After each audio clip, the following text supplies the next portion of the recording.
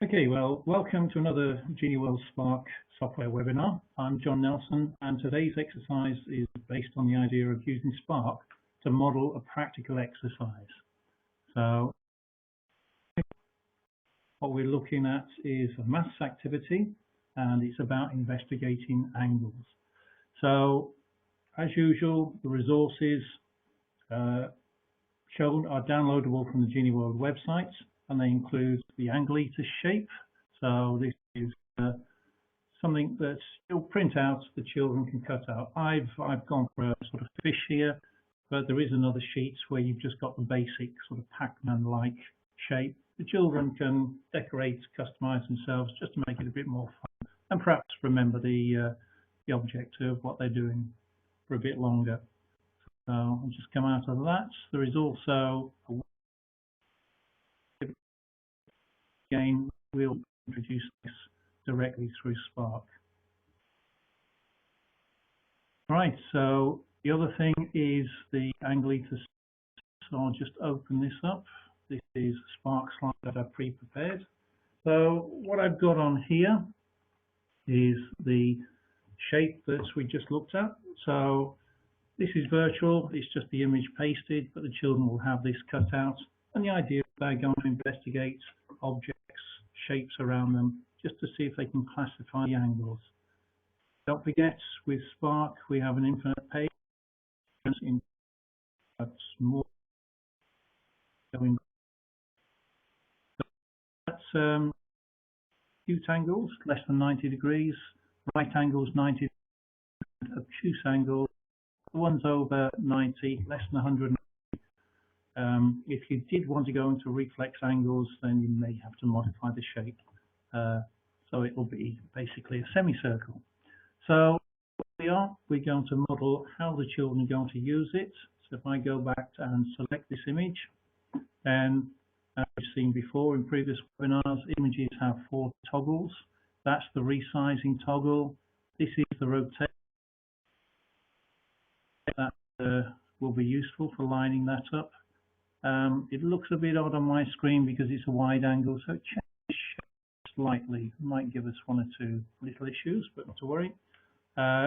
Here we have the move, so I can maneuver that across the screen.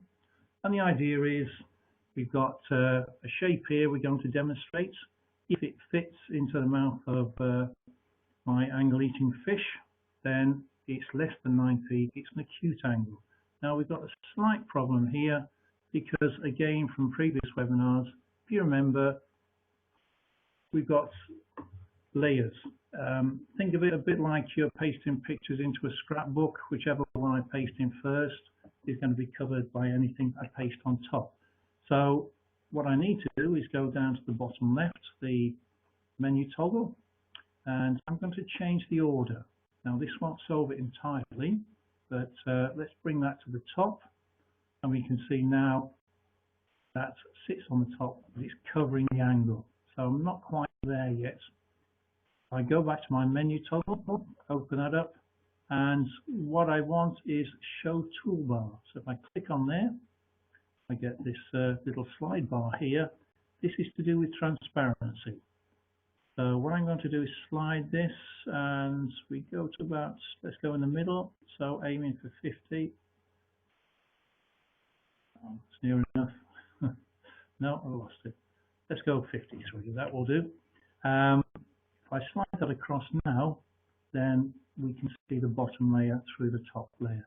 So what I'm going to do is put that into position right in the corner of the mouth, and we can see there plenty of room on the side, so that's got to be less than 90. So we can classify anything we test this with as an acute angle.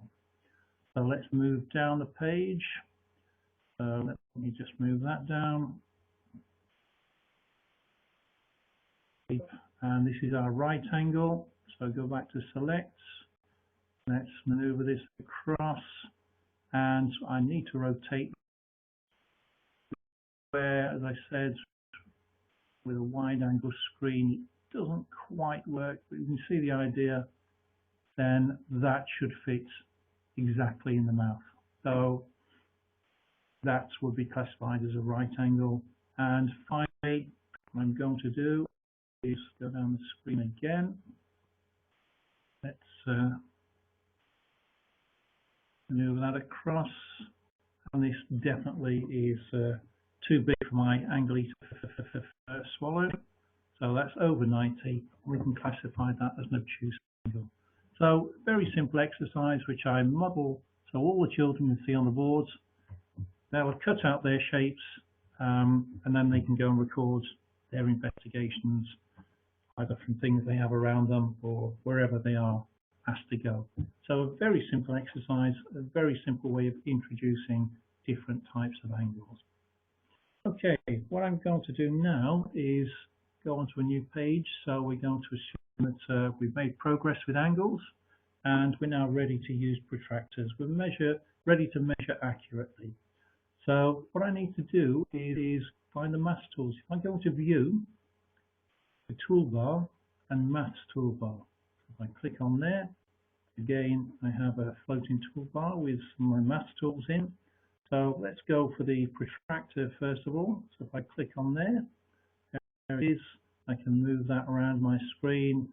Also, I can rotate. So I can change that to any position I want. If I go to plane figures, click on there. Now I've got a choice of things in there, but this is the one I want, the angle. So click on there. Let's go that way. Let me just pull that back. And what you can see down here is actually change one of those lines. That's quite useful for checking our accuracy. So again, we know what the angle is, but we want to see if that tallies with the protractor. So now it's a case of pulling the protractor across. And this is where we talk about where do we line it up. So we do it there, there. Obviously, we need to show we do it there. And lining this up accurately so the bottom fits.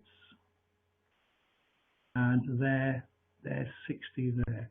So again, we know it's 60, but we can just check with a protractor. Obviously, if you're measuring from that side, it will be 120. But in this case, we're measuring from this right-hand side.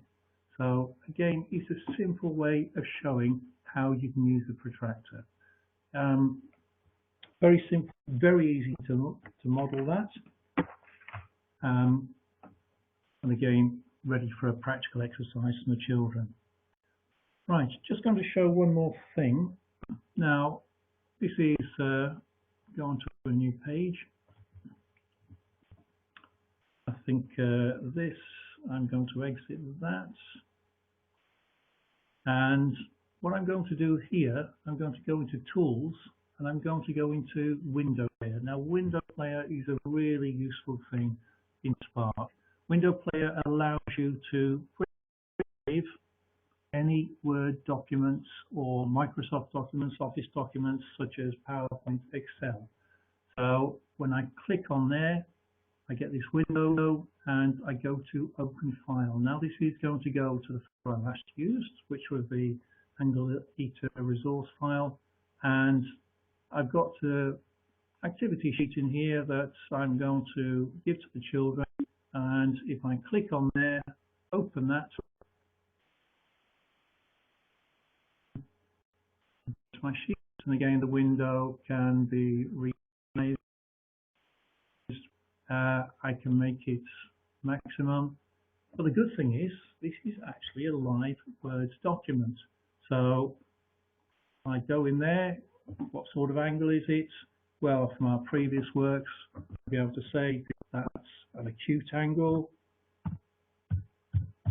And can you see that if I go to the keyboard, I can actually type onto that Word page and I can save that.